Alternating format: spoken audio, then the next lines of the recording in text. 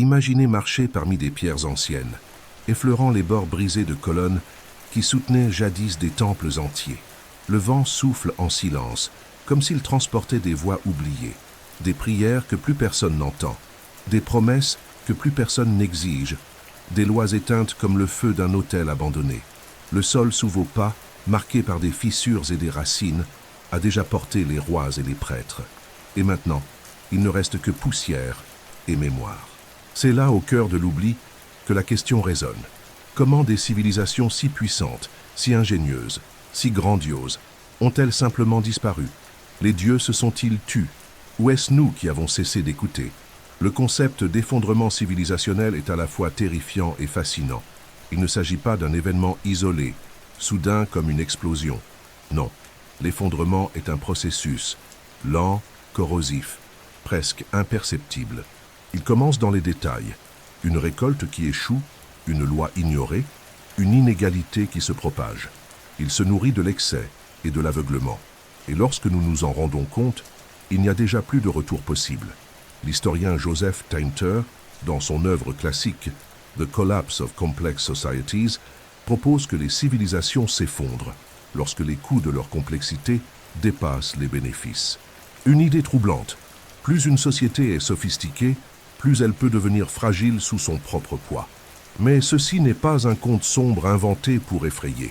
C'est une réalité répétée au fil des siècles, inscrite dans la pierre, les textes et la poussière. Les Sumériens, par exemple, inventeurs de l'écriture, de la roue, du système légal, furent engloutis par des guerres internes et des sols empoisonnés par le sel. Les Mayas, maîtres du temps et de l'astronomie, virent leur cité-jardin succomber à la sécheresse et à la surpopulation. L'Empire romain, maître du monde connu, se perdit dans la corruption, l'inégalité et les invasions constantes, et chacun d'eux, au sommet de sa splendeur, se croyait éternel. Il y a quelque chose de profondément humain dans cette erreur.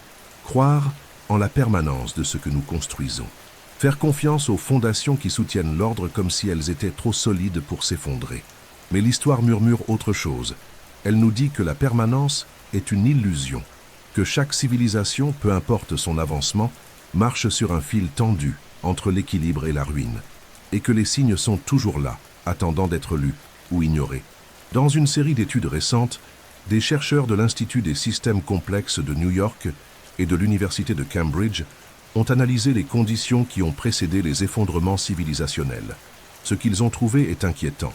Des schémas, des signes qui se répètent, crises écologiques, instabilité politique, perte de cohésion sociale, concentration extrême des richesses, un miroir sombre de notre présent. Comme si les fantômes des civilisations anciennes tentaient de nous avertir. Comme si les pierres brisées n'étaient pas seulement des ruines, mais des lettres ouvertes, venues du passé. Dans ce récit, nous plongerons dans chacune de ces histoires, non pas avec le regard pressé des manuels scolaires, mais avec l'écoute attentive de celui qui marche en silence parmi les ruines. Nous explorerons comment elles sont nées, comment elles ont prospéré, et surtout, comment elles sont tombées. Des civilisations qui dominaient les océans, qui dessinaient le ciel, qui transformaient les déserts en jardins, et qui un jour ont disparu sans même laisser leur nom. Et derrière chaque chute, il y a une leçon, non seulement sur la façon d'éviter la faim, mais aussi sur la manière de vivre avant elle.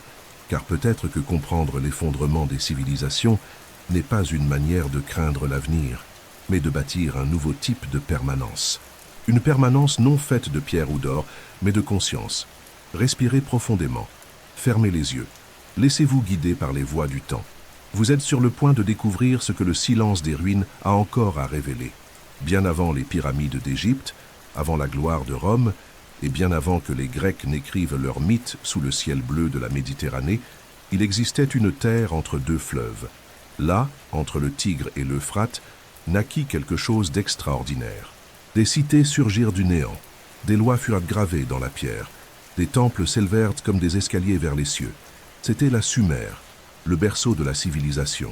Et comme toute naissance, il y avait de la douleur. Car ce qui commence par l'invention et l'ordre peut aussi finir en ruine.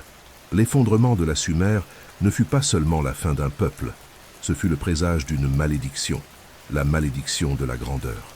Uruk, Ur, Lagash, Nippur, des noms qui résonnent comme des légendes. Mais ils étaient réels. des cités vibrantes, remplies de zigguras, de marchés, de canaux, d'armées et de scribes. Là, les Sumériens inventèrent le concept de ville tel que nous le connaissons. Ils inventèrent l'écriture cunéiforme pour enregistrer le commerce, les mythes, les décrets des rois. Ils créèrent des codes de loi, l'astronomie, les mathématiques, l'irrigation avancée. À chaque génération, ils devenaient plus complexes, plus organisés, plus dépendants d'une structure sophistiquée et centralisée. Et c'est précisément là que la grandeur commença à se fissurer. Le système d'irrigation qui nourrissait leurs récoltes transportait aussi un poison invisible, le sel. Avec le temps, les sols sumériens devinrent stériles. Récolte après récolte, le blé fut remplacé par l'orge, plus résistante mais moins nourrissante. La faim s'infiltra lentement, silencieusement. Et avec elle vinrent les conflits. Les cités-États, qui autrefois coopéraient sous des accords fragiles, commencèrent à s'affronter pour des ressources de plus en plus rares. Ce qui était civilisation devint dispute. Ce qui était union devint fragmentation. Des archéologues de l'Université de Chicago, étudiant les couches géologiques dans la région de Tel Leilan et Lagash, ont trouvé des preuves de longues sécheresses et de schémas d'abandon. Des cités entières furent dépeuplées. Signes de récoltes ratées, de canalisations abandonnées et un silence épais sur une terre craquelée. Des études climatiques récentes, basées sur des sédiments fossiles, suggèrent que la Sumer a affronté une méga sécheresse de plus de 300 ans, suffisante pour briser n'importe quel système, aussi avancé fût-il. Mais l'effondrement ne vint pas seulement du ciel ou de la terre, il vint aussi de l'esprit humain. La structure du pouvoir devint rigide, élitiste, inégalitaire. Les prêtres et les rois gouvernèrent d'une main de fer, protégeant l'élite tandis que le peuple portait tout le poids. Les impôts augmentaient, la foi était exploitée comme un outil de contrôle social, et l'espoir de renouveau s'éloignait toujours davantage. Lorsque les envahisseurs amorites arrivèrent, vers 2000 ans avant Jésus-Christ, ils ne trouvèrent pas une résistance cohérente. Ils trouvèrent des ruines morales et des cités affaiblies. Ce ne fut pas un assassinat. Ce fut une euthanasie civilisationnelle. L'histoire de la Sumer n'est pas seulement un récit ancien, c'est une allégorie vivante. Combien de fois dans notre propre époque voyons-nous des sociétés investir dans le contrôle, la productivité, l'expansion, sans se rendre compte que le sol même de la durabilité devient stérile? Combien de fois confondons-nous croissance et progrès? Les civilisations, tout comme les individus, peuvent se perdre dans leur propre image. Elles peuvent bâtir des systèmes si complexes qu'au moindre tremblement tout s'effondre comme un pont mal conçu. Et il y a plus. La Sumer nous enseigne qu'il n'est pas nécessaire d'un désastre apocalyptique pour détruire une civilisation. Parfois, tout ce qu'il faut, c'est du temps et de l'arrogance. L'idée que nous sommes incassables, que nous dominons l'environnement, que nous avons un contrôle absolu sur les variables. Mais le temps est patient, et la terre réclame sa dette. Et les dieux? Ah, les dieux! Peut-être n'ont-ils jamais parlé. Peut-être que leur silence n'est que le reflet de notre propre désaccord avec le monde. Aujourd'hui, Uruk n'est plus qu'un tas de briques séchées. L'écriture cunéiforme est devenue une pièce de musée. Les fleuves ont changé de cours, et ce qui fut autrefois le cœur battant de l'humanité repose désormais sous la poussière et le soleil. Mais les leçons demeurent, écrites non pas sur des tablettes, mais dans des schémas, et il nous appartient de les déchiffrer. Car l'effondrement sumérien ne fut pas la fin, ce fut le début d'une longue danse entre civilisation et fragilité, une danse que nous dansons encore, sans même nous en rendre compte. Et peut-être, maintenant plus que jamais, est-il temps de s'arrêter, de respirer et d'écouter ce que les anciens murmurent depuis la terre qui s'est effondrée sous leurs propres pas. Uruk, la première ville de l'humanité. Son nom vibre comme un écho ancestral sur des tablettes d'argile, des sceaux cylindriques et des fragments d'épopées perdus dans le temps. C'est là que le roi Gilgamesh, semi-divin et tragique, défia les dieux et chercha l'immortalité. Mais la véritable légende d'Uruk ne réside pas seulement dans ses mythes, elle se trouve dans son ascension grandiose et dans sa chute silencieuse. Une chute qui ne vint pas des mains d'un ennemi extérieur, mais de quelque chose de bien plus subtil. L'eau même qui lui donnait vie devint le poison qui scella son destin. Aux rives de l'Euphrate, Uruk fleurit comme un miracle. Des murailles immenses, des temples monumentaux, des zigguras qui touchaient le ciel. Un centre urbain comme on n'en avait jamais vu auparavant, avec des divisions sociales marquées, une spécialisation des métiers, un commerce intense et surtout un système d'irrigation complexe. C'était la victoire de l'ingéniosité humaine sur la nature. Les canaux amenaient l'eau aux champs d'orge et de blé. La cité croissait, palpitait, resplendissait sous le regard des dieux. Mais la terre n'oublie pas. L'eau apporte la vie, certes, mais elle transporte aussi le sel. Et ce sel, déposé au fil des générations par une irrigation excessive, commença à s'accumuler dans les racines de ce qui avait autrefois soutenu empereurs et scribes. Des géologues de l'université d'Oxford et des archéologues du British Museum ont identifié, dans des sédiments fouillés autour de l'ancienne Uruk, des couches de salinisation intense datant d'entre 2100 et 2000 ans avant Jésus-Christ. Dans ces couches, ils ont découvert des traces de grains atrophiés, de sols durcis et de semences carbonisées. L'agriculture sumérienne, jadis abondante, était devenue un champ stérile. L'orge, ultime résistance de la terre, ne poussait plus. Le désespoir ne vint pas dans le tonnerre. Il vint dans le silence des récoltes, année après année, saison après saison, jusqu'à ce que le peuple commence à partir. Non pas à cause de la guerre, mais à cause de la faim. Uruk tenta de résister. On élargit les canaux, on chercha d'autres rives du fleuve, on fit appel aux dieux avec des rituels de plus en plus désespérés. Mais la cité était déjà malade, et la maladie venait de ses propres veines. Il n'y avait plus d'eau pure, seulement des souvenirs d'abondance. L'élite tentait de maintenir le contrôle d'une main de fer, tandis que la base de la société s'effondrait.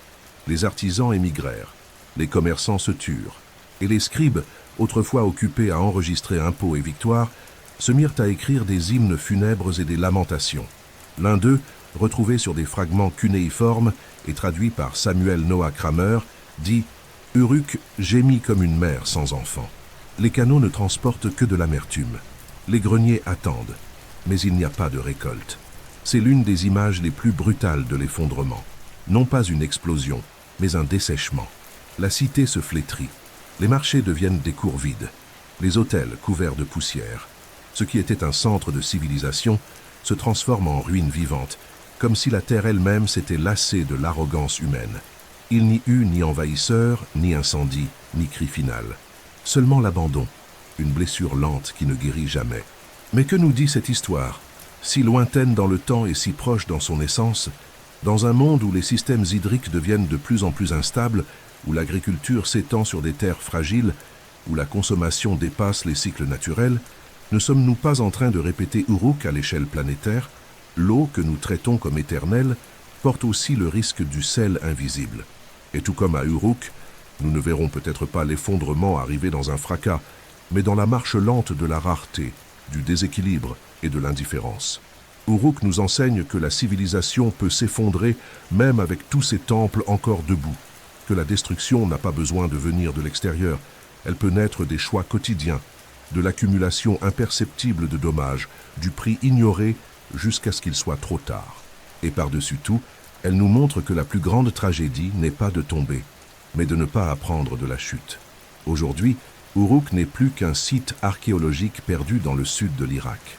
Mais ces leçons résonnent avec plus de force que jamais. Dans le reflet de nos propres villes, de nos monocultures, de nos barrages et de nos fleuves détournés, la voix d'Uruk parle encore. Et elle ne crie pas. Elle murmure comme un vent sec sur des pierres oubliées. Méfiez-vous de l'eau. Elle peut revenir avec du sel sur les lèvres. À l'extrême ouest du sous-continent indien, là où dort aujourd'hui le désert du Thar, reposent les décombres d'une civilisation silencieuse, énigmatique et étonnamment moderne. Harappa, Mohenjo-Daro, deux cités qui, il y a plus de 4000 ans, fleurirent avec une organisation sociale qui défie encore aujourd'hui archéologues et historiens. Puis, elles disparurent, sans laisser de rois, sans laisser de batailles épiques, sans laisser même de monuments pour chanter leur gloire, seulement des vestiges d'un peuple qui vécut et disparut dans le silence. Contrairement aux civilisations contemporaines de la Mésopotamie et de l'Égypte, la civilisation de la vallée de l'Indus ne semblait pas tourner autour de temples ou de palais. Il n'existe aucune preuve claire d'une caste dominante, de rois dont les noms furent immortalisés, de conquêtes militaires. Ce que l'on trouve, ce sont des rues droites, des systèmes d'égouts avancés, des maisons avec salles de bain privées, des entrepôts centralisés et des modèles de construction uniformes qui suggèrent un degré de planification urbaine que le monde ne reverra que des millénaires plus tard. Une société pragmatique, peut-être égalitaire, silencieuse et incroyablement sophistiquée. Mohenjo-Daro en particulier impressionne. Située sur les rives de l'Indus, cette cité possédait un système de drainage traversant des quartiers entiers. Ces bâtiments étaient construits avec des briques standardisées et il y avait une structure publique connue sous le nom de Grand Bain, un espace cérémoniel, peut-être spirituel, peut-être communautaire. Et tout cela au 3e millénaire avant Jésus-Christ. Comment un peuple aussi avancé a-t-il pu disparaître de façon si totale et si mystérieuse? Pendant des décennies, la théorie dominante attribuait l'effondrement à l'invasion de peuples aryens venus du Nord. Mais des recherches plus récentes, menées par des climatologues de l'Université de Cambridge et des archéologues de l'Institut indien des sciences, pointent vers une explication bien plus profonde et bien plus silencieuse. Les grands fleuves qui alimentaient la civilisation de l'Indus, comme le Ghaggar-Hakra, identifié par certains comme le légendaire Sarasvati védique, commencèrent à s'assécher.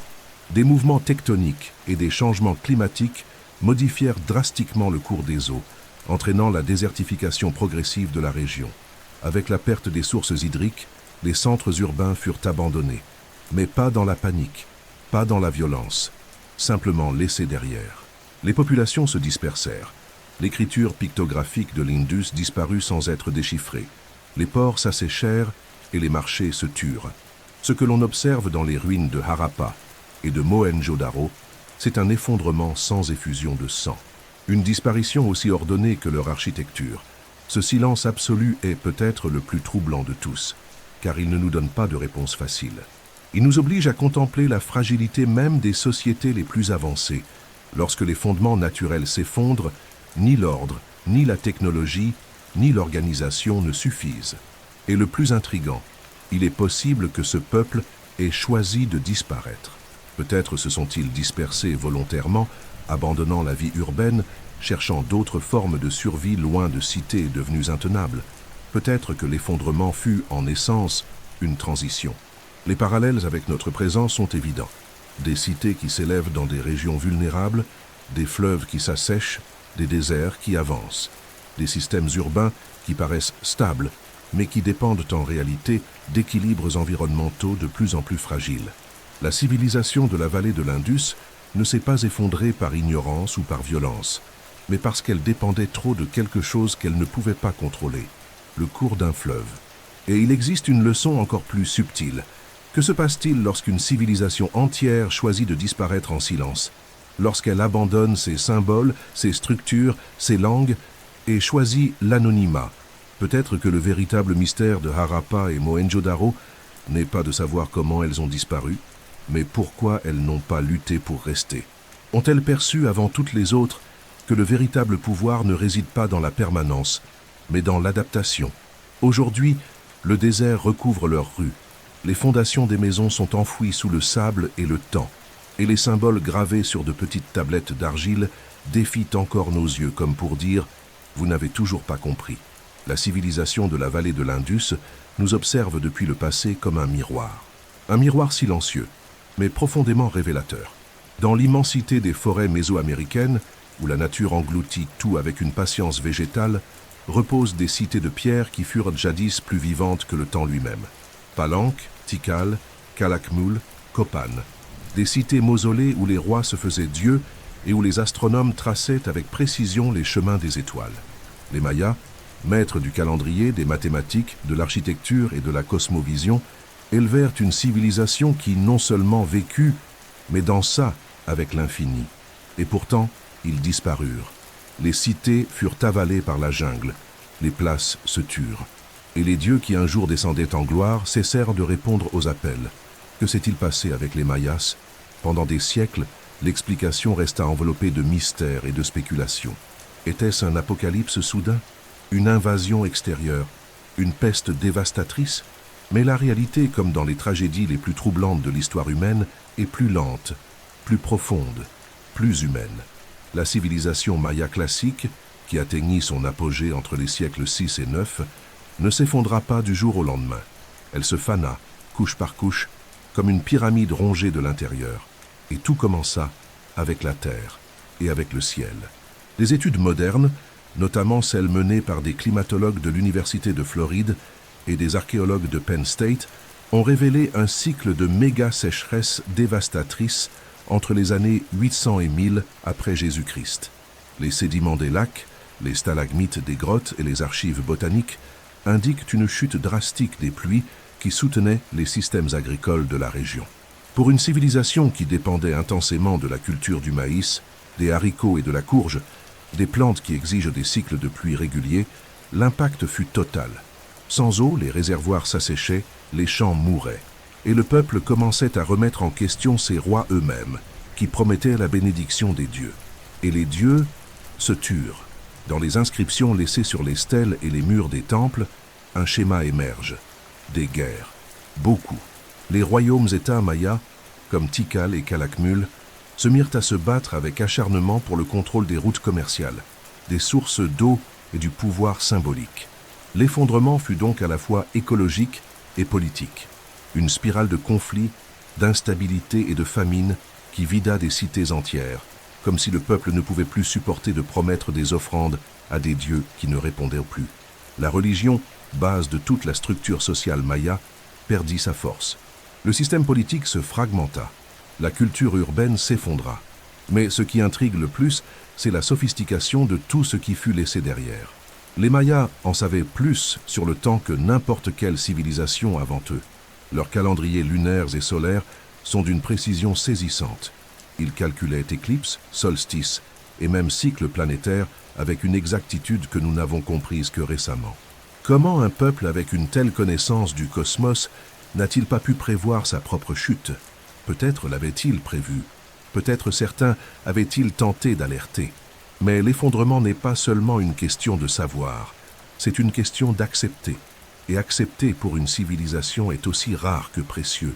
Beaucoup de centres urbains mayas furent simplement abandonnés, non détruits, non incendiés, juste quittés.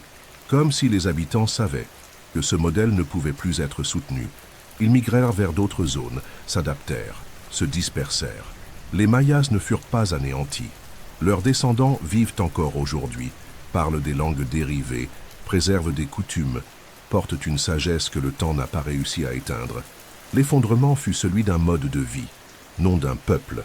Et voici l'une des leçons les plus puissantes de ce silence parmi les ruines. La nature ne négocie pas. Quand on la défie, elle répond par des cycles longs mais inexorables. Les Mayas abattirent des forêts, étendirent l'agriculture sur des terres fragiles, bâtirent des cités trop denses pour l'écosystème qui les soutenait. Ils devinrent, sans s'en rendre compte, prisonniers de leur propre structure. Un schéma qui, une fois de plus, se répète avec une ressemblance troublante aujourd'hui. Aujourd'hui, lorsque nous marchons sur les sentiers de Tikal ou que nous observons la grandeur des pyramides couvertes de mousse et d'ombre, nous ne voyons pas seulement le passé. Nous voyons un avertissement, un miroir sculpté dans la pierre. La civilisation maya nous enseigne que la connaissance ne suffit pas. Il faut de la sagesse, il faut de l'humilité face à la nature, et il faut écouter quand les dieux ou le climat commencent à se taire. Pendant des millénaires, l'Égypte fut plus qu'une civilisation. Elle fut une promesse, une ligne de continuité inébranlable entre le ciel et la terre, entre le pharaon et les dieux, entre le Nil et le peuple. Contrairement à tant d'empires qui s'élevèrent et chutèrent dans le fracas des guerres, l'Égypte semblait immunisée contre le temps. Mais même là, où le désert embrassait le fleuve avec respect et où les dieux avaient un nom pour chaque vent, l'effondrement trouva un chemin. Et il ne survint pas à la fin, il survint au milieu. Entre l'Ancien Empire et le Nouvel Empire, l'Égypte plongea dans une période obscure, souvent ignorée par les grands manuels d'histoire, ce que l'on appelle la première période intermédiaire. Un intervalle de chaos et de fragmentation qui dura environ 150 ans, entre 2180 et 2050 ans avant Jésus-Christ, durant lequel l'ordre divin fut suspendu, les temples se turent et le Nil ne parlait plus comme avant. L'Ancien Empire s'était élevé sur la régularité du fleuve. Les crues du Nil, prévisibles et généreuses, fertilisèrent le sol, nourrissaient les cités et soutenaient le pouvoir central du pharaon. C'était l'épine dorsale de tout. Le pharaon n'était pas seulement roi, il était le médiateur entre le peuple et la nature. Quand le Nil coulait, c'était le signe que les dieux étaient insatisfaits. Quand le Nil faiblissait, c'était comme si le lien sacré avait été rompu. Des études récentes de paléoclimatologie et d'archéologie, menées par des chercheurs de l'université de Yale et de l'université d'Uppsala, ont identifié une série d'années consécutives avec des crues très en dessous de la normale à la fin de la 6e dynastie. Des documents comme les textes de lamentation d'Ipuwer et des inscriptions dans des tombes montrent des récits de famine généralisée, de cannibalisme, de désordre social et de migration massive. La centralisation s'effondra. L'Égypte se divisa entre gouverneurs locaux qui agissaient comme des rois régionaux, et le pharaon, jadis divin, devint une figure pâle, impuissante face à l'avancée de la pénurie. Les pyramides, symboles ultimes de la gloire pharaonique, commencèrent à se délabrer par négligence. Les ouvriers, sans nourriture, sans foi, sans leadership, abandonnèrent les chantiers. Les temples, autrefois emplis d'offrandes et d'encens, devinrent des entrepôts vides. Et le peuple, désespéré, chercha refuge là où il n'y avait autrefois que foi. Ce qui avait été une stabilité millénaire se transforma en un paysage de ruines vivantes, où la peur et la méfiance remplacèrent l'ordre et le rituel. Mais l'Égypte ne mourut pas, elle s'endormit. La beauté de cette phase intermédiaire réside dans ce qui vint ensuite. La réunification du pays sous Mentuhotep II marqua le début du Moyen Empire, l'une des périodes les plus élégantes et intellectuellement raffinées de l'histoire égyptienne. Mais ce fut une renaissance avec des cicatrices. La nouvelle Égypte portait en elle la mémoire de l'effondrement. Elle devint plus pragmatique, plus décentralisée, plus attentive à la fragilité des crues et à l'importance de gérer non seulement l'eau, mais aussi le pouvoir. Il y a ici une leçon cachée entre le limon et le sable. L'effondrement ne détruit pas toujours. Parfois il révèle. L'Égypte du milieu nous montre que la grandeur peut se perdre et ensuite être retrouvée. Mais le prix est toujours élevé. Le peuple doit affronter le vide d'une promesse brisée. La croyance absolue doit se dissoudre dans le réel. Et les dirigeants doivent descendre de leur trône et écouter réellement le cri de la terre et des gens. Aujourd'hui, lorsque nous regardons le Nil encore vibrant comme une veine ancestrale, nous nous rappelons qu'il est à la fois généreux et impitoyable, qu'il nourrit et qu'il réclame, qu'il parle, oui, mais seulement à ceux qui savent écouter. Et dans les moments où il se tait, c'est parce que quelque chose de bien plus grand est sur le point d'être révélé. Peut-être que le plus grand effondrement de l'Égypte ne fut pas la famine, ni le chaos politique, mais le silence du fleuve. Un silence qui obligea pour la première fois les Égyptiens à s'écouter eux-mêmes. Il fut un temps où le monde ancien formait un réseau vibrant d'empire, de commerce et d'innovation. Un temps où des embarcations traversaient la Méditerranée, transportant étain et cuivre, les ingrédients du bronze, depuis des ports lointains jusqu'aux forges bouillonnantes. Un temps où les rois échangeaient des lettres diplomatiques gravées sur des tablettes d'argile, scellant alliances et mariages. Cette époque, connue sous le nom de la fin de l'âge du bronze, fut la première expérience du monde en matière de mondialisation. Et elle échoua, d'une manière si brutale, si violente et si totale, que les historiens modernes appellent encore ce moment tout simplement l'effondrement. Entre 1200 et 1150 ans avant Jésus-Christ, quelque chose se produisit. Quelque chose qui fit s'écrouler des empires entiers, tels que le nouvel empire égyptien, les Hittites, les Mycéniens et les royaumes cananéens, comme des dominos qu'aucune main ne pouvait arrêter. Des cités fortifiées furent incendiées, des palais furent pillés, les routes commerciales furent abandonnées, et l'écriture, l'architecture monumentale, les grandes armées, tout disparut pendant des siècles. Ce fut la fin d'une ère. L'effondrement de l'âge du bronze fut si vaste que de nombreux chercheurs le comparent à un âge sombre qui dura jusqu'à l'essor des civilisations classiques de la Grèce et de Rome. Mais qu'est-ce qui causa exactement une telle catastrophe? Pendant des décennies, les coupables favoris furent les mystérieux peuples de la mer, des groupes d'envahisseurs nomades qui apparaissent dans les archives égyptiennes comme une force destructrice, désorganisée et irrésistible. Le pharaon Ramsès III les affronta, enregistrant ses batailles sur de grands reliefs, comme celui de Médine Habou. Mais les peuples de la mer, à eux seuls, n'expliquent pas tout, car ils étaient aussi un résultat et non seulement une cause. Des recherches archéologiques et des études climatiques récentes, menées par des institutions telles que l'Institut oriental de l'Université de Chicago et l'Université de Haïfa, pointent vers une tempête parfaite de facteurs. Sécheresse prolongée, tremblements de terre en série, migration massive, effondrements économiques, défaillances agricoles et surtout l'épuisement d'un réseau interconnecté. Qu'est-ce que cela signifie? Que les empires de l'âge du bronze étaient tellement liés entre eux, sur le plan commercial, technologique et même militaire, que la chute de l'un entraînait inévitablement les autres. C'était comme si le monde avait construit une cathédrale de bronze, sur du sable. La cité d'Ougarit, par exemple, fut détruite en quelques jours. Des lettres retrouvées lors de fouilles révèlent des appels désespérés à l'aide qui ne parvinrent jamais. Les Mycéniens abandonnèrent leur palais. Les Hittites disparurent comme une brume. Même l'Égypte, bien qu'ayant remporté des victoires contre les peuples de la mer, ne retrouva jamais sa gloire passée. Le commerce international s'effondra. L'écriture cunéiforme déclina. Et la Méditerranée, pendant des siècles, redevint une mer de petits pêcheurs et de villages isolés. Et ce qu'il y a de plus frappant, les peuples oublièrent tout simplement. Des siècles plus tard, les Grecs parlèrent des Mycéniens comme de mythes, et non comme de leurs ancêtres. Le linéaire B, forme d'écriture des anciens Grecs, disparut complètement.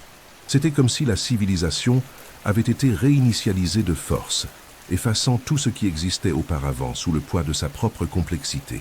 L'effondrement de l'âge du bronze nous offre l'une des leçons les plus profondes de l'histoire, la fragilité de l'interdépendance. Quand tout est connecté, tout est vulnérable. Quand un système dépend de multiples points d'équilibre, il suffit qu'un seul cède, et le reste s'écroule comme un pont mal conçu. Il ne suffit pas d'être fort, il faut être résilient. Il faut savoir reculer, s'adapter, reconstruire. Aujourd'hui, dans le monde moderne, nous vivons la version numérique de cette interdépendance. Réseaux financiers globaux, chaînes logistiques continentales, marchés qui réagissent en quelques secondes à une défaillance dans un port lointain. L'histoire de l'effondrement du bronze semble de plus en plus une anticipation de ce qui peut advenir si nous n'apprenons pas de la complexité que nous avons créée. Mais il y a aussi de l'espoir dans cet effondrement, car de l'obscurité de l'âge sombre surgirent Homère, les philosophes grecs, l'alphabet phénicien, les cités-États qui allaient modeler la politique occidentale. L'effondrement ne fut pas une fin, ce fut une pause douloureuse mais féconde. Et peut-être est-ce là le secret caché dans les décombres, que toute fin porte en elle, au fond, un murmure de recommencement. Au cœur du Pacifique Sud, perdu parmi des milliers de milles d'océan bleu profond, repose une île solitaire qui semble sortie d'un rêve ancien. Rapa Nui, plus connue sous le nom d'île de Pâques. Petite, isolée, entourée de légendes et gardée par des géants de pierre fixant le vide de l'horizon, comme des sentinelles éternelles d'un peuple qui osa défier les limites de sa propre existence. Mais derrière la beauté hypnotique de ces moailles et la sérénité de ces paysages volcaniques, se cache l'une des histoires de collapses environnementaux les plus marquantes jamais enregistrées. Une tragédie silencieuse, racontée par le sol lui-même. Les premiers colonisateurs arrivèrent sur l'île vers le XIIIe siècle, probablement en provenance de la Polynésie. Ils naviguèrent en pirogue, guidés par les étoiles, par l'intuition et par le courage. En débarquant là, ils trouvèrent un paradis. Forêts denses, sols fertiles, oiseaux abondants, sources d'eau douce. Tout ce qu'il fallait pour prospérer. Et ils prospérèrent. La population grandit, des clans apparurent, des systèmes sociaux sophistiqués se développèrent, des cultes religieux s'installèrent, et surtout, les moailles furent érigées. Ces statues énigmatiques, pesant des tonnes, dressées une à une tout autour de l'île. Elles n'étaient pas seulement de l'art, elles étaient représentations spirituelles, mémoire ancestrale, symboles incarnés. Elles étaient la foi sculptées dans la pierre. Mais pour déplacer et ériger des moailles, il fallait bien plus que de la dévotion. Il fallait du bois, des arbres pour construire traîneaux, rouleaux et cordes, des arbres pour alimenter le feu, des arbres pour soutenir l'écosystème lui-même. Et c'est là que le paradis commença à devenir prison.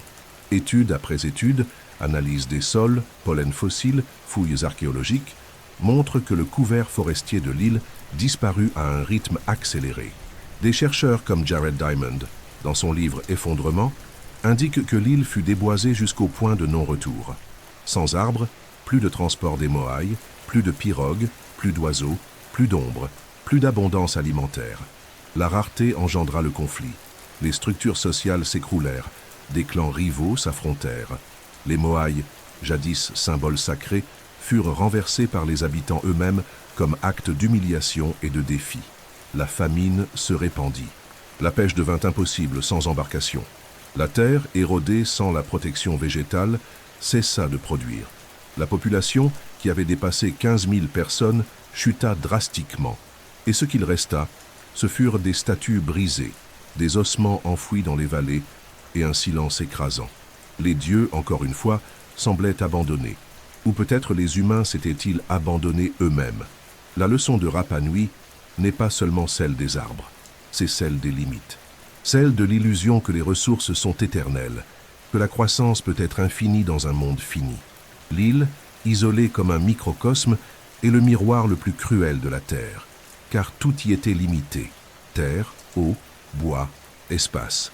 Et pourtant, ses habitants vécurent comme si rien ne devait jamais s'épuiser.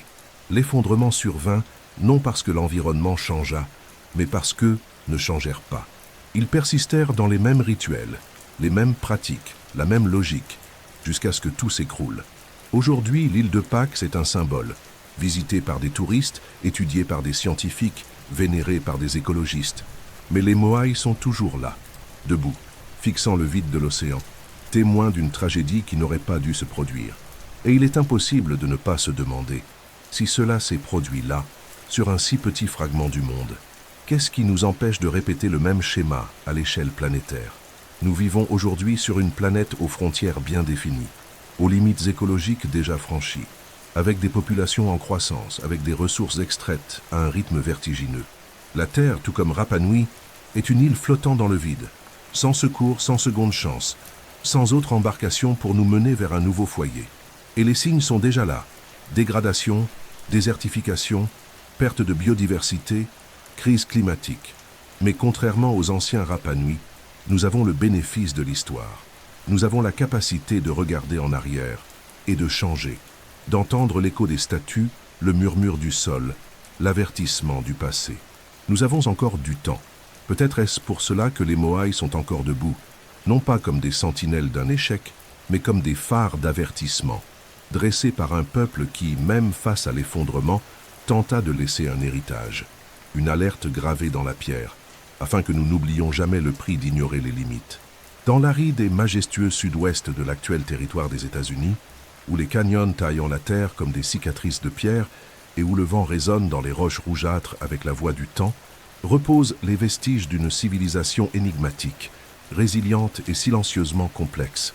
Les ancestrales puebloanes, longtemps connues sous le nom de Anasazi, élevèrent leurs maisons dans les falaises, leurs tours dans les vallées et leurs silos dans les parois de grès. Ils créèrent un mode de vie qui défiait les conditions extrêmes du désert et pendant des siècles prospérèrent, jusqu'à disparaître. Les ruines de Chaco Canyon, Mesa Verde, Hovenweep et des dizaines d'autres sites archéologiques racontent encore des histoires que l'archéologie commence à peine à déchiffrer. Ce qui frappe, c'est la sophistication. Réseau de routes droites traversant le désert, complexe cérémoniel appelé kivas, édifice plurispace de plusieurs centaines de pièces, système de captation d'eau et de stockage des grains méticuleusement conçus. Tout cela en harmonie avec une topographie hostile et imprévisible. Ils ne combattaient pas le désert, ils l'écoutaient, et ils en firent leur demeure. Mais même là, où la sagesse écologique était la règle et non l'exception, l'effondrement survint, et il survint par le ciel. Entre les siècles XII et XIII, la région fut frappée par une période prolongée de sécheresse, la plus sévère en 2000 ans, selon des études menées par l'Université du Colorado à partir d'anneaux d'arbres fossilisés. Cette méga sécheresse ne fut pas seulement un défi, ce fut un coup fatal. Le maïs, base de l'alimentation, ne germait plus. Les réserves s'épuisaient, et les communautés, autrefois soudées, commencèrent à se fragmenter. Les fouilles archéologiques révèlent des signes inquiétants. Constructions abandonnées précipitamment, traces d'incendies dans des kivas cérémoniels, et même indices de cannibalisme rituel dans certains lieux, symptomatiques d'un désespoir extrême. Mais l'effondrement des ancestrales puebloans ne fut pas uniforme. Dans certaines zones, la résistance dura des décennies. Dans d'autres, l'abandon fut presque immédiat. Les établissements perchés, tels ceux de Mesa Verde, furent laissés vides. Des familles migrèrent vers des régions plus au sud et à l'est, s'unissant à d'autres peuples et préservant leurs traditions sous de nouvelles formes. La culture ne mourut pas. Elle se dissout et se transforma. Ce qui rend cette histoire particulièrement pertinente, c'est sa géographie. Les ancestrales Puebloans vivaient au cœur de ce qui est aujourd'hui la nation la plus puissante du monde. Et pourtant, sur ce territoire désormais sillonné de routes, couronné de gratte-ciel et traversé par des satellites, il y eut un temps où une société entière dut s'incliner devant le changement climatique. Une leçon aussi visible qu'ignorée. Car ce qui advint aux Anasazi fut en essence un déséquilibre entre ce que la Terre pouvait offrir et ce que la société exigeait d'elle. Ils n'avaient pas de pétrole, pas d'exploitation minière industrielle, ils n'abattaient pas de forêts tropicales. Mais malgré tout, la pression cumulative sur les ressources locales, combinée à un changement climatique hors de tout contrôle, révéla les limites de la résilience humaine. Quand le dernier épi de maïs cessa de pousser, quand la dernière citerne se vida, quand les esprits ne répondirent plus aux rituels, il fut temps de partir. Aujourd'hui, les habitations des falaises demeurent comme des capsules temporelles. Les poutres de bois soutiennent encore les toits de pierre.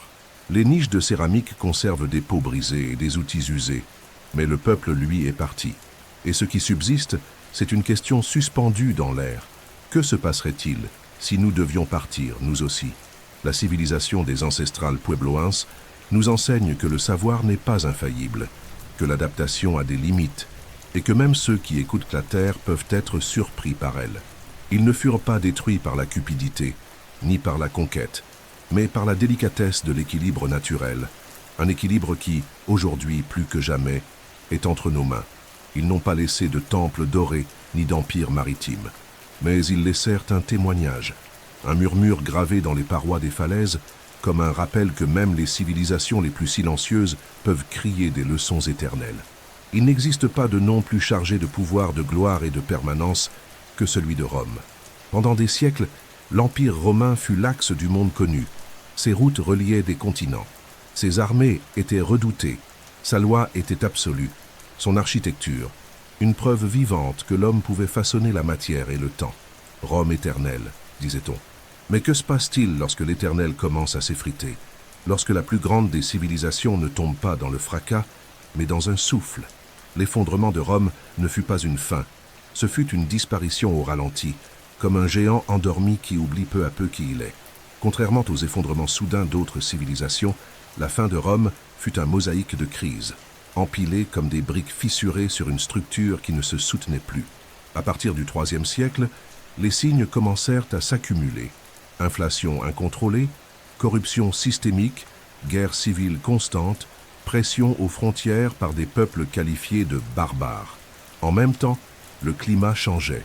Des recherches récentes de l'université Harvard et de l'Institut Max Planck montrent qu'il y eut une période de refroidissement climatique entre les siècles 3 et 5, affectant directement la production agricole et les mouvements migratoires des peuples d'Europe du Nord et d'Asie centrale. Rome se voyait assiégée de toutes parts et aussi rongée de l'intérieur. L'empire était trop vaste pour être contrôlé, dépendant de routes longues et fragiles. Les récoltes échouaient. La population urbaine, autrefois soutenue par un système de distribution alimentaire, le fameux pain et jeu, souffrait de la faim. Les armées, désormais composées de mercenaires mal payés et peu loyaux, se révoltèrent fréquemment. La confiance dans l'empereur s'évaporait comme l'or des réserves publiques. Et lorsque la peur s'installe, l'Empire commence à s'effondrer dans les esprits avant de s'effondrer dans les murs. En 410 après Jésus-Christ, les Wisigoths, sous le commandement d'Alaric, pillèrent Rome. La ville éternelle avait été violée. Mais même alors, Rome ne s'éteignit pas sur le champ. Elle continua, chancelante, méconnaissable, mais vivante. Pendant près d'un siècle encore, l'Empire romain d'Occident tenta de survivre, soutenu par des alliances fragiles, une bureaucratie alourdie et la mémoire d'une puissance disparue. Jusqu'à ce qu'en 476 après Jésus-Christ, le dernier empereur, Romulus Augustule, soit déposé. Aucun soldat ne marcha en son nom. Aucun citoyen ne pleura sa chute. Le silence fut son épitaphe. Mais Rome ne mourut pas. Rome se fragmenta, se dissout, se cacha dans ses propres ruines. Les églises assumèrent les rôles des anciennes institutions civiles. Les monastères préservèrent une partie du savoir classique. De nouveaux royaumes surgirent sur les décombres, et l'idée de Rome, elle, survécut. Si puissante était son nombre que les empires ultérieurs, l'Empire byzantin, le Saint-Empire romain germanique, jusqu'à Napoléon, tentèrent de la ressusciter. Mais la véritable Rome, celle qui vibrait dans les rues du Forum, qui dictait ses lois depuis le Sénat, qui résonnait en latin sur les places, celle-là disparut. Et le plus remarquable, c'est que les Romains eux-mêmes ne savaient pas qu'ils s'effondraient. Pour eux, ce n'était qu'une crise de plus, un empereur de moins, une frontière cédée, une ville incendiée. L'effondrement était invisible, parce qu'il se confondait avec le quotidien. L'historien Kyle Harper appelle ce phénomène la chute de l'empire humain et le triomphe de la nature. Car tandis que les Romains débattaient de politique, la nature, elle, réorganisait la carte. Des épidémies comme la peste de Cyprien et la peste antonine décimèrent les populations. Les forêts repoussaient là où il y avait des villages. La planète continuait, indifférente à la gloire de marbre et de sang.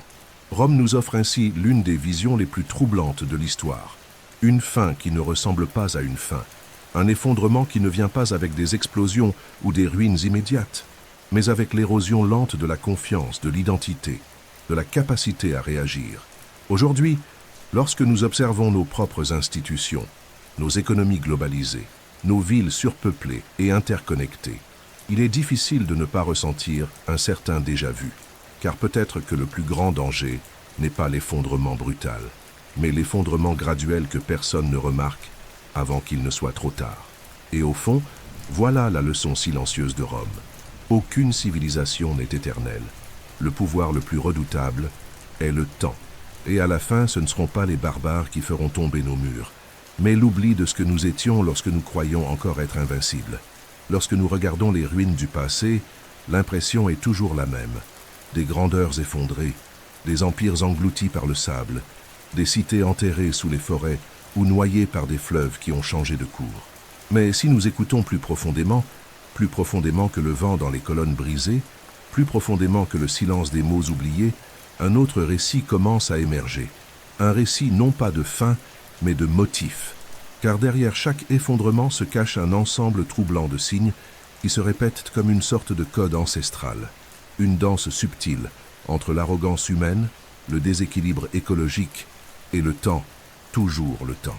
Qu'il s'agisse des Sumériens, des Mayas, des Romains ou des habitants de Rapa Nui, le scénario de l'effondrement semble suivre une séquence aussi précise qu'une tragédie grecque.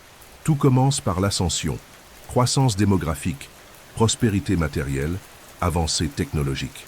C'est l'âge d'or, celui où les civilisations élargissent leurs frontières, construisent des monuments et croient avoir conquis le monde. Vient ensuite l'excès, exploitation effrénée des ressources, concentration du pouvoir, inégalité sociale et l'illusion que le progrès est une ligne droite. À partir de là, de petites fissures commencent à s'accumuler. Les premiers signes apparaissent, mais sont ignorés. La machine est déjà trop grande pour être arrêtée. Des études multidisciplinaires menées par l'Université de Stanford et le Santa Fe Institute ont analysé des dizaines de sociétés pré-industrielles et en ont tiré des conclusions inquiétantes. Plus une civilisation est complexe et interconnectée, plus elle devient fragile face aux perturbations extérieures. Un système hautement spécialisé ne sait pas improviser.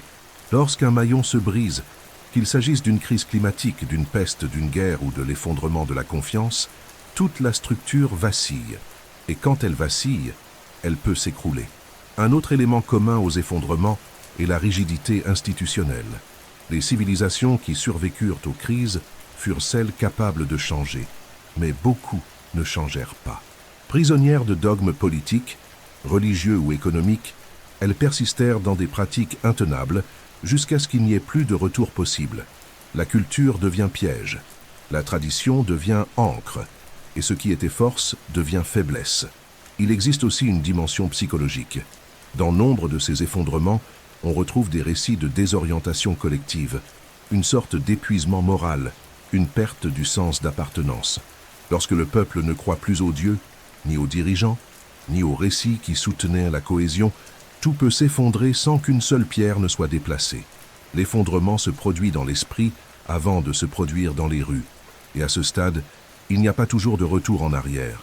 Mais ce qui est peut-être le plus troublant, c'est de percevoir le miroir. Ce que nous voyons en étudiant ces civilisations du passé n'est pas seulement leur histoire, c'est la nôtre. Nous vivons dans un système global plus complexe, plus interconnecté, et plus dépendant d'équilibres fragiles que toute civilisation précédente. Nous assistons en direct aux mêmes symptômes qu'ils ont connus: dégradation environnementale, changements climatiques accélérés, inégalités croissantes, polarisation politique, perte de confiance dans les institutions, crise hydrique, disparition de la biodiversité. Et pourtant, il existe un élément qui peut encore tout changer: la conscience historique. Contrairement aux peuples anciens, nous avons accès à des archives, à des données, à des prévisions, à des simulations. Nous savons ce qui s'est produit. Nous savons pourquoi cela s'est produit. Et surtout, nous savons ce qui peut être fait. L'histoire ne se répète pas au mot près, mais elle rime. Et si nous parvenons à déchiffrer les motifs, peut-être pourrons-nous interrompre le cycle. Car les effondrements ne sont pas que destruction, ils sont aussi des occasions radicales de transformation. Après la chute de Sumer vinrent les Babyloniens, après l'effondrement de l'âge du bronze vinrent les classiques, après Rome naquit l'Europe médiévale, et après elle la Renaissance. Chaque ruine cache des graines, chaque fin porte en elle dans son ventre la promesse d'un nouveau commencement. Mais pour cela, il faut écouter. Il faut accepter que l'effondrement n'est ni fiction ni fable, c'est une possibilité. Une possibilité qui, si elle est comprise avec humilité et courage, peut nous guider non pas vers la répétition, mais vers la réinvention. Et peut-être est-ce là la principale leçon de toutes. Ne pas craindre l'effondrement comme une sentence inévitable, mais le reconnaître comme un appel. Une invitation à choisir un autre chemin, avant qu'il ne soit trop tard. Nous vivons à l'ère des satellites, de l'intelligence artificielle, des transplantations d'organes et d'Internet qui traversent les océans par des câbles invisibles. Nous volons au-dessus des nuages, nous déchiffrons l'ADN, nous envoyons des sondes au-delà du système solaire. Nous nous sommes habitués à l'idée que nous avons évolué, que nous avons dompté la nature, que nous sommes en avance sur l'histoire, que les effondrements appartiennent au passé. Mais et si la complexité même que nous avons construite était le fil tendu sur lequel nous marchons? Et si le plus grand danger de tous était de croire que nous sommes différents, que pour nous, cela n'arrivera pas? La question n'est pas nouvelle, mais ces dernières années, elle a cessé d'être une simple spéculation pour devenir un sujet d'investigation scientifique. Des chercheurs de la NASA, en collaboration avec le programme Human and Nature Dynamics, HANDY, ont modélisé de possibles trajectoires d'effondrement des civilisations modernes en se basant sur des schémas historiques. Le résultat: les systèmes qui concentrent la richesse entre de petites élites, qui dégradent les ressources naturelles à un rythme accéléré et qui ne corrigent pas leur déséquilibre, tendent à s'effondrer, non pas par manque de technologie, mais par absence d'équilibre social et écologique. C'est troublant, car les signes sont partout. La crise climatique n'est plus une prévision, c'est une réalité documentée dans les températures records, les sécheresses prolongées, les inondations dévastatrices, l'acidification des océans, la fonte des glaciers et les migrations forcées. La planète change, et nous discutons encore pour savoir si nous devons changer aussi. Dans les grands centres urbains, des populations vivent déconnectées des cycles naturels, dépendantes de chaînes d'approvisionnement qui s'étendent sur des milliers de kilomètres. Une rupture dans un seul maillon, une guerre, une pandémie, une catastrophe naturelle, et le système se déséquilibre, comme nous l'avons déjà vu. Nous vivons une époque d'abondance et de pénurie à la fois. Nous possédons plus de technologie que jamais, mais aussi plus d'inégalités, plus d'isolement, plus d'anxiété collective. Nos systèmes politiques, bien souvent, semblent incapables de gérer la complexité du monde qu'ils ont eux-mêmes contribué à créer. L'effondrement, aujourd'hui, ne ressemblerait pas à celui de Rome, avec des envahisseurs et des incendies. Il serait silencieux, graduel, invisible, jusqu'à devenir irréversible. Et il y a quelque chose de plus profond. L'effondrement moderne a peut-être déjà commencé, mais contrairement aux anciens, nous avons les outils pour l'arrêter. Nous avons les données, la science, la communication mondiale, les modèles prédictifs, les énergies renouvelables, les solutions agroécologiques, les économies circulaires, les philosophies régénératrices. Ce qui nous manque, ce n'est pas la capacité, c'est la volonté, c'est la vision. C'est le courage de renoncer à l'idée du progrès comme croissance illimitée et de réimaginer un nouveau type de civilisation, moins accélérée, plus équitable, plus résiliente. L'anthropologue Jason Hickel parle de décroissance soutenable. Le climatologue Johan Rockström propose des limites planétaires pour guider le développement humain. La philosophe Donna Haraway invite à la sympoïèse, la coévolution avec toutes les formes de vie. Et de petits groupes, disséminés dans le monde, vivent déjà cette transition. Communautés régénératives, villes intelligentes, culture du soin, économie solidaire. Mais nous sommes encore au point de bascule. Et l'histoire nous montre que ce point est critique. Car c'est là que les civilisations décident si elles chutent ou si elles se transforment. Les Romains n'ont pas su changer. Les Mayas n'ont pas su maintenir leur modèle. Les habitants de Rapa Nui sont allés jusqu'au bout de leur rituel, même lorsque le monde autour d'eux demandait un autre chemin. Et nous, peut-être que la plus grande différence réside dans la conscience.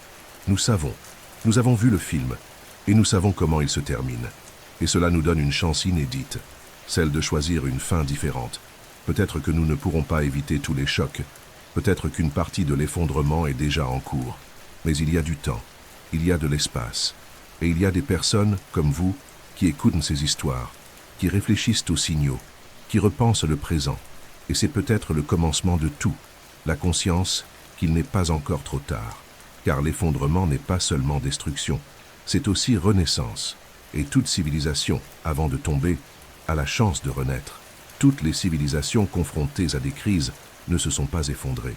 Toutes les sociétés n'ont pas succombé au poids de leurs propres excès. Au fil de l'histoire, il existe de rares, mais puissants, exemples de peuples qui, face à l'imminence de la ruine, ont choisi de changer, qui ont interrompu des schémas d'autodestruction, redirigé leur chemin, réinventé leurs relations avec la nature, avec le pouvoir, avec le temps. Ces sociétés ne sont pas aussi célèbres que Rome ou les Mayas, mais peut-être justement pour cette raison, elles détiennent la clé la plus précieuse du passé, la preuve qu'il est possible d'éviter l'effondrement.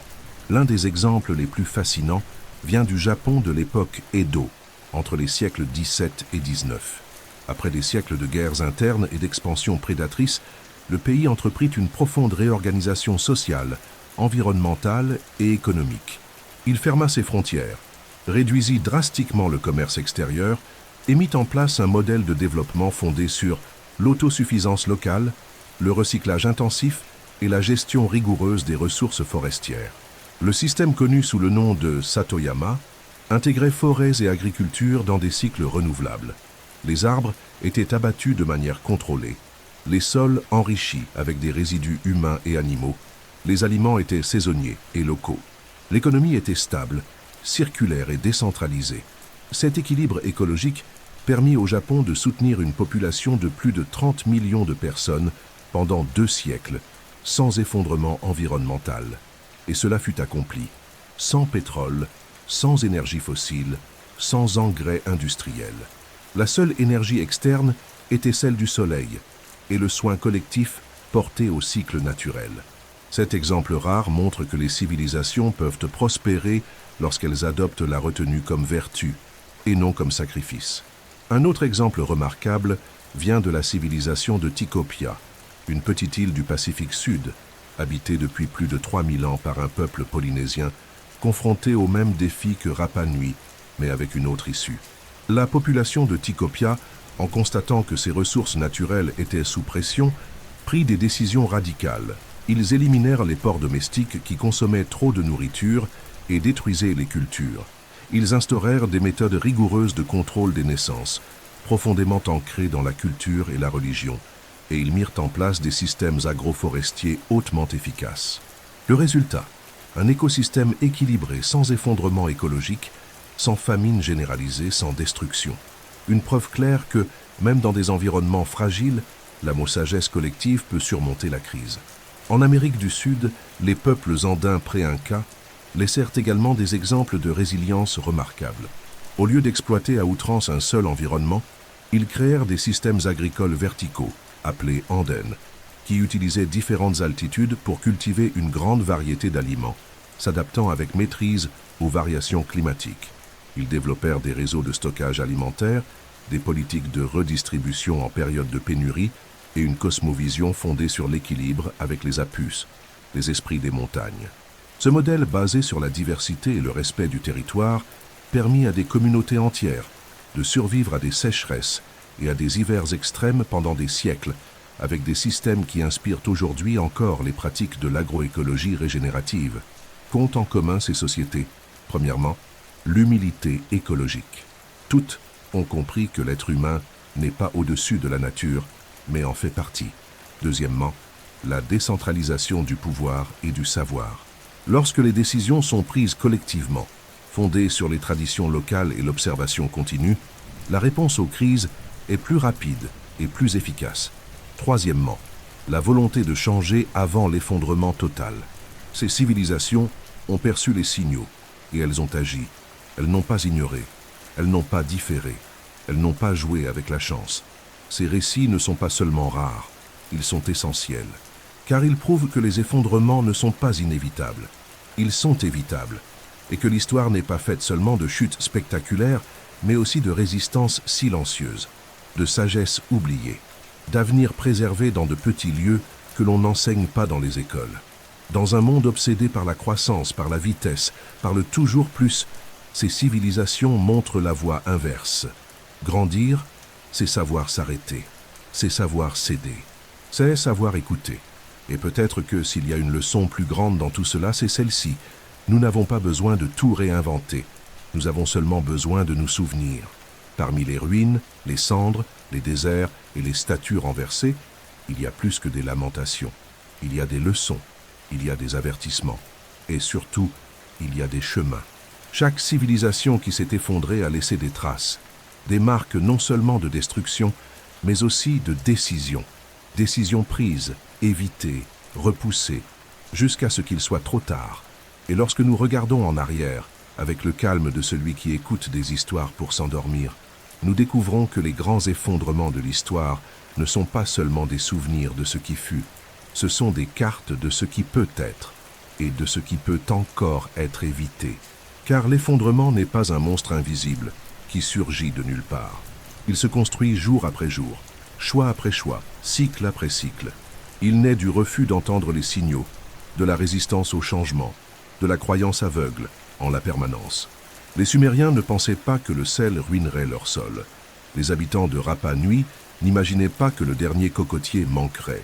Les Romains croyaient que Rome résisterait à tout, même au temps. Mais le temps gagne toujours. Et c'est précisément là que réside la sagesse.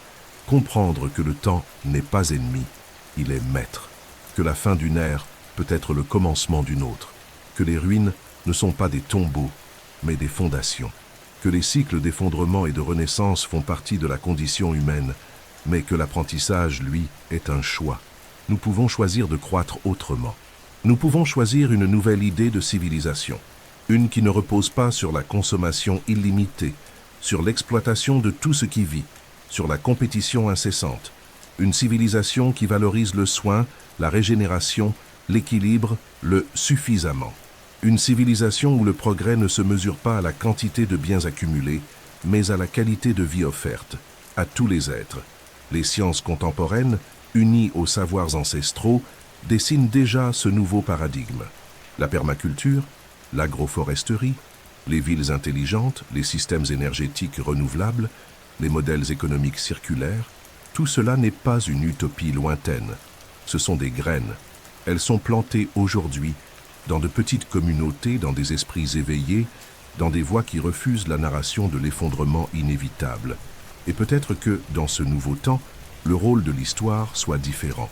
Non plus nous effrayer avec les erreurs du passé, mais inspirer des choix plus conscients dans le présent. Car ce qui a été ne peut plus être changé. Mais ce qui sera est encore ouvert, vulnérable, malléable. Nous écrivons encore le dernier chapitre, et il peut avoir une autre fin. Recommencer, en fin de compte, ce n'est pas nier ce qui est passé, c'est honorer ceux qui nous ont précédés, en apprenant de leur douleur, de leur gloire, de leur ruine. C'est comprendre que toute civilisation porte en elle le potentiel de la chute et de la renaissance. Et quand enfin nous nous endormons au son de ces récits, que le silence qui nous enveloppe ne soit pas celui qui résonna entre les pierres d'Uruk ou dans les jungles de Tikal, mais un silence fertile, un silence d'écoute, un silence d'attente, car il y a encore du temps, car c'est encore possible, parce qu'au milieu des cendres, des graines germent, et que parmi les décombres de ce que nous avons été, palpite déjà en silence tout ce que nous pouvons devenir. Vous êtes arrivés jusqu'ici, vous avez traversé des déserts de sel, des forêts muettes, des fleuves sacrés asséchés, des cités jadis éternelles, et désormais endormies sous la poussière du temps. Vous avez entendu la chute des Mayas, le silence des Romains, la fin du Rouk, les appels des ancestrales Puebloans, les avertissements de Rapa Nui. Chaque récit, une blessure ouverte. Chaque civilisation, une flamme qui brûla trop fort et s'éteignit. Mais peut-être que le plus important de tout est ce qui demeure, ce qui bat encore dans les ruines, ce qui traverse les siècles, les effondrements, les oublis. La question qui vibre encore au fond du cœur humain. Et si, cette fois, c'était différent? Car s'il est une chose que l'histoire nous a enseignée cette nuit, c'est que les fins ne sont jamais absolues. Elles sont des passages, des portails, des invitations. Invitations à l'écoute, à l'humilité, à la réinvention. Et vous qui avez écouté avec le cœur ouvert, êtes déjà différent. Vous ne marchez plus dans les rues du présent avec la même innocence. Vous comprenez déjà que la civilisation n'est pas un destin, c'est un choix permanent. Et que l'effondrement n'est pas un châtiment, c'est un miroir. Vous n'avez pas besoin de sauver le monde, mais vous pouvez prendre soin de votre petit morceau de celui-ci. Vous pouvez planter un arbre. Vous pouvez écouter les anciens. Vous pouvez consommer moins, vivre plus légèrement, respecter les rythmes de la terre. Vous pouvez raconter ces histoires aux autres. Car l'avenir ne sera pas seulement décidé par les grandes décisions globales, mais aussi par les petits gestes quotidiens, accomplis par des personnes ordinaires, qui refusent de répéter les erreurs qui ont déjà tant coûté. L'histoire n'est pas écrite, le temps n'est pas scellé. Et tant qu'il y aura des êtres décidés à se souvenir et à changer, il y aura de l'espérance. Dors en paix, que les ruines que nous avons visitées aujourd'hui ne soient que des souvenirs, pas des présages, et que les rêves qui viendront après cette nuit soient des graines d'un monde nouveau.